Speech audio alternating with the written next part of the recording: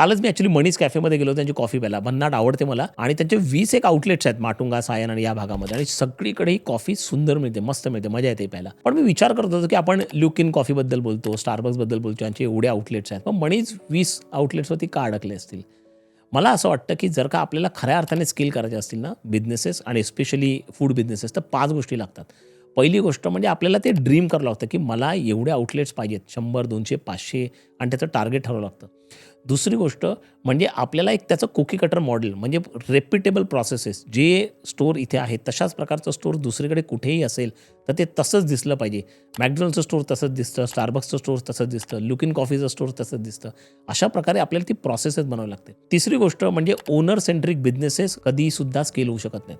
तुम्हाला ते process oriented बनवल्याशिवाय गत्यंतर नाही. त्यामुळे त्याला प्रोसेसेसमध्ये टाकून ते कसं स्केल करू शकतो ते बघायला पाहिजे. चौथी गोष्ट तुम्ही जर का स्पेशली फूड बिझनेसमध्ये असाल किंवा कुठल्याही अशा प्रकारच्या बिझनेसमध्ये असाल जिथे कस्टमरला तीच क्वालिटी कन्सिस्टंटली द्यायला पाहिजे, तर आपण ती कस्टमरला ती क्वालिटी देतोय का हे जाणणं अत्यंत गरजेचं आहे. आणि पाचवं ह्याला जर का आपल्याला फ्रँचाईज करायचं असेल तर हे प्रॉफिटेबल आहे का? प्रत्येक आउटलेट प्रॉफिटेबल होऊ शकतं का? किती कस्टमरमध्ये ते प्रॉफिटेबल होईल आणि कस्टमर सातत्याने रिपीट कसे होऊ शकतील? अशा प्रकारचं गणित जर का आपण केलं, या 5 गोष्टी केल्या तर आपण हे स्केल करू शकतो. मला खरंच बघायला आवडेल की मनीज 20 वरनं 2000 स्टोअर्सपर्यंत जाऊ शकतं का? पण अशा प्रकारे आपण विचार केला तर आपण सुद्धा पुढची मोठी केस स्टडी बनू शकतो.